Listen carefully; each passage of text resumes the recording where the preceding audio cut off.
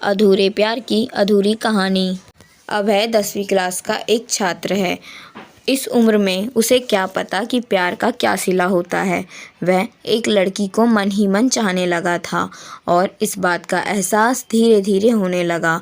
एक दिन अभय अपने कॉलेज जा रहा था, तभी उसकी नज़र एक लड़की की नज़रों से टकराती है, जिसे देखने के बाद वह देखता ही रह गया और लड़की उसे कोई भाव नहीं दे रही थी। फिर भी अभय उसके पीछे पीछे घर तक जाता था, लेकिन लड़की का दिल पिघल नहीं रहा था। अभय उसको देखने के लिए उसके स्कूल के सामने डेली खड़ा रहता था। यह अभय का डेली का काम हो गया था। 6 महीने देखते देखते ही बीत गए, लेकिन उसे कोई रिस्पॉन्स नहीं मिला। फिर अभय उसके कॉलेज जाना बंद कर दिया। कुछ दिन बाद वह लड़की अभय के लिए बेचैन होने लगती है और उससे पूछती है, अब तुम मुझे देखने के लिए मेरे कॉलेज क्यों नहीं आते हो? तो अभय ने उससे कहा, इतने दिन से आपके चक्कर में आता हूँ, आप देखना तक पसंद नहीं करती हो, तभी से तुम्हारे कॉलेज आना भी छोड़ दिया। उस लड़की ने उससे कहा कि मैं तुम्हारी परीक्षा ले रही थी, तुम मुझे कितना दिन तक को फॉलो करते हो? वैसे मैं भी आपसे बेइंतहा प्यार करती हूँ। फिर अभय ने उस लड़की का नाम पूछा तो लड़की ने अपना नाम सोनिया बताया। उसके बाद अभय ने सोनिया को प्रपोज़ किया और सोनिया ने प्रपोज़ल को एक्सेप्ट करती है। सोनिया और अभय का प्यार दिनों दिन बढ़ता जा रहा था। सोनिया और अभय इतना ज़्यादा क्लोज हो जाते हैं, साथ में घूमना और पार्क में जाना, डिनर करना, शॉपिंग करना आदत बन गई। अभय और सोनिया का प्यार इतना गहरा होता चला गया, एक दूसरे के बिना मिले रह ही नहीं पाते थे। जितना प्यार गहरा होता गया, ये प्रेमी जोड़े समाज की नज़रों में आते गए। धीरे धीरे उनका प्यार इतना ज़्यादा हाईलाइट हो गया, लड़की के घर तक बात पहुंच गया और घर वालों को उसका प्यार मंजूर नहीं था। उस लड़की के घर वालों ने उसका कॉलेज जाना भी बंद कर दिए और उसका सेल फोन भी छीन लिए और घर से बाहर भी नहीं निकलने देते थे। एक तरफ सोनिया अभय के प्यार के लिए तड़प रही थी, उधर अभय सोनिया के लिए तड़प रहा था। वे एक दूसरे के प्यार में इतना मजबूर हो गए थे, सिर्फ एक नज़र देखने के तरस गए थे और सोनिया के घर वालों ने उसकी शादी करने का प्लान बना रखा था।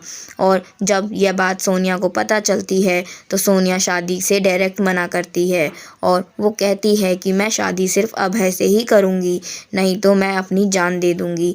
यह बात सुनकर भी घर वालों को कोई फ़र्क नहीं पड़ता, उसे मारने पीटने लगे और धमकाने लगे और अभय को मारने की धमकी दिए। तो इस कारण उससे वह शादी के लिए राज़ी हो गई, लेकिन उसके दिल और दिमाग में अभय ही था। उसके बाद सोनिया ने अभय को एक लेटर लिखा, जिसमें लिखा था, मेरे प्रिय अभय, मैं आपको छोड़ना तो नहीं चाहती, पर क्या करूँ, छोड़ना पड़ रहा है।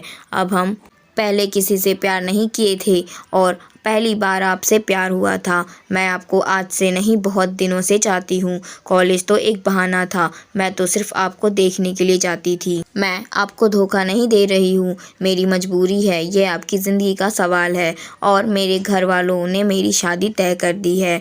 मैं शादी तो नहीं करना चाहती थी, लेकिन मेरी मजबूरी है, क्योंकि मुझे आपकी ज़िंदगी बचानी है और आपको मारने की धमकी दे रहे थे, इसलिए मुझे मजबूरी में शादी करनी पड़ेगी। प्लीज़ आप मुझे माफ़ कर दीजिएगा, आपकी मजबूर सोनिया।